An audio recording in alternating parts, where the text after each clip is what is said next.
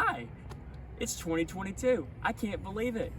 We have the sequel officially coming out this year, but in the meantime, we actually have all of these other Zelda games to complete, and we have a long way to go. So the Legend of Zelda Marathon officially starts right now.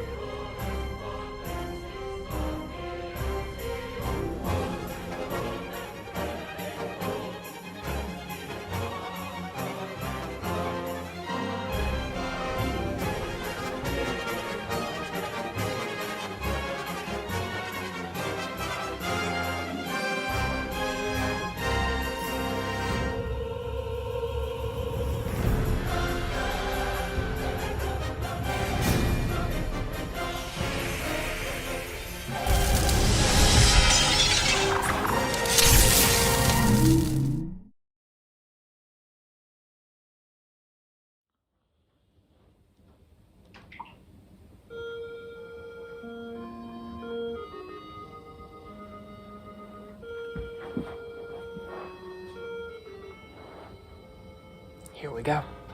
Yeah, I know. Not a huge way to begin a marathon, right? But that's how I wanted to do it. Alone, at night, just me exploring this world. I booted up the game and went straight for the first dungeon.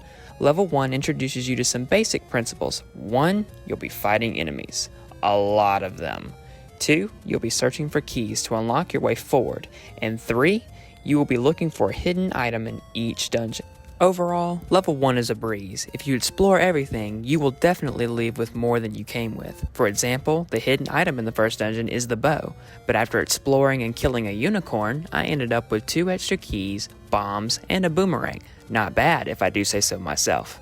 After beating level 1, I immediately ran into my first problem.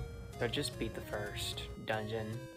Easy peasy, really easy. I ended up getting the bombs, the bow, and the boomerang. 3 items already, so looking pretty good so far, but I just really can't seem to find Dungeon 2. I don't understand it. Ever since I've played this game, even till now, my memory of where Dungeon 2 is on the map, I don't know where it is. I know where Dungeon 3 is, I know where 4 is, I know where 5 is, I know where 6, 7, 8, and 9 all are, but for whatever reason, number 2 is just blurry in my mind. Hopefully we're not here all night looking for that. After a bit more exploring, I eventually found it.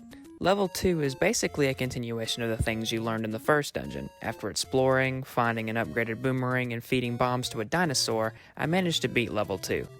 So I just beat Dungeon 2, and so far so good. It was a lot like Dungeon 1. It was, a lot of the same enemies. It was pretty easy, but now Dungeon 3, things are going to start getting a little bit harder, and I think it's about time I start maybe exploring and looking for some secrets. Yeah, I know I said I was gonna look for some secrets, but I actually instead just went and found the third dungeon anyway. Finding this dungeon is not very hard, but the actual dungeon itself is a different story. This is where the first major difficulty spike occurs. You're introduced to some new enemies, one of which is an Iron Knight. These guys take a ton of damage when you get hit, but after a few tries I managed to get past them. Exploring a bit more and you'll come across possibly the easiest boss in the whole game. Just bomb it one time and you're on your way. Okay, so I just beat Dungeon 3. The difficulty has started to spike a little bit. We had to face a lot of those Iron Knights, the Dark Nuts, and now on to number 4. We got the raft, which will allow us to go through water and cross some paths that were recently blocked. So yeah, on to dungeon number 4. Again, finding level 4 wasn't so hard, but the difficulty inside the dungeons was beginning to grow. I died a lot in this dungeon, and if it wasn't for the Switch Online Rewind, I don't know if I would have made it.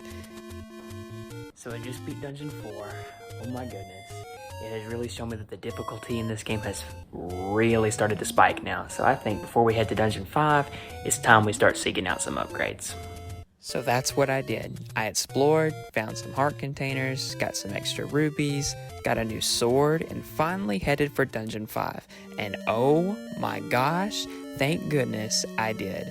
This dungeon is one of the hardest in the entire game, besides the last one of course. If you don't at least have the sword upgrade, you are going to get smoked in this dungeon. I have the sword upgrade and still got smoked over and over and over again. Finally, I managed to get the item and defeat whatever this is. Finally, this monstrosity was over.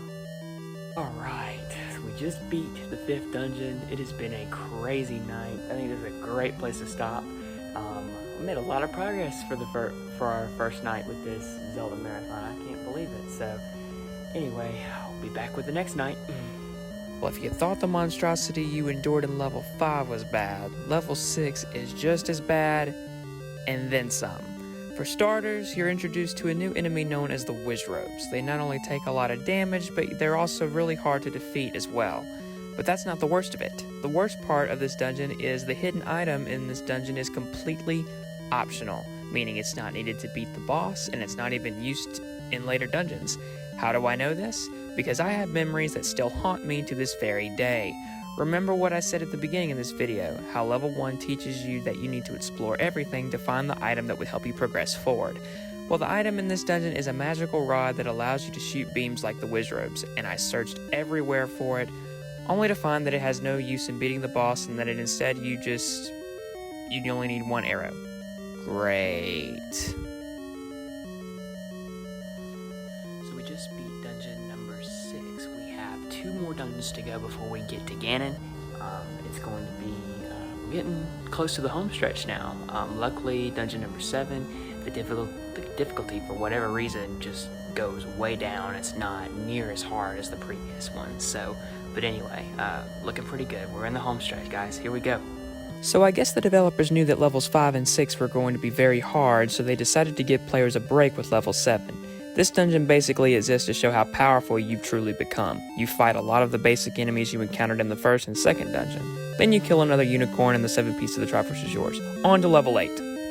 Level 8 lets you know really quick that your little break in level 7 is over. The Iron Knights return harder than ever, and you even have to reface a previous boss or 2. As you probably guessed, this dungeon challenges you on combat and how well you've mastered fighting the game's various enemies. But go in with a potion or 2, and beating this thing is no sweat. After collecting the final Triforce piece, the 8th dungeon is complete. Oh my goodness, we just beat dungeon 8. It's now time to go face Ganon. We're almost there, guys. We're almost at the end. I cannot wait. Let's go. With all the dungeons complete, I bought my potion and made my way to Death Mountain. As I entered the 9th and final dungeon, it was time to face Ganon. Okay, just kidding, it's not exactly time yet. Dungeon 9 is by far the biggest and hardest test in the entire game. Just look at the map. Every enemy you have faced in the game so far will show up at some point in this dungeon. At first, I tried to explore the dungeon like I would normally, but I just kept going in circles, so I had to have some help from my handy dandy notebook. With this, I found the correct route to take through this twisted labyrinth and finally made it to Ganon. He moves around the room shooting fireballs and turns invisible, but I found that if you just keep slashing randomly, you should be able to hit him. Eventually he'll turn red and you'll be able to shoot him with an arrow. With Ganon defeated, all that's left to do is to save Princess Zelda, and the first Legend of Zelda game is officially complete. So we did it. We finally beat the first Zelda game. As you can see, the credits are rolling behind me. We finally beat Ganon, and now 1 down, 17 more to go. We still have a long journey ahead of us, so I hope you'll subscribe to see where this journey goes. So I'm excited for what's to come, and hope you are too. We have the sequel coming out this year. I cannot wait as we build closer as we get to it. So anyway, until next time, see you guys later.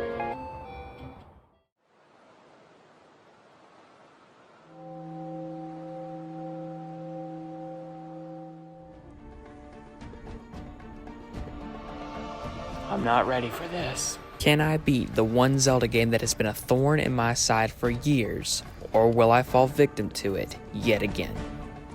I can't. This is too hard. I'm done. I might as well just quit.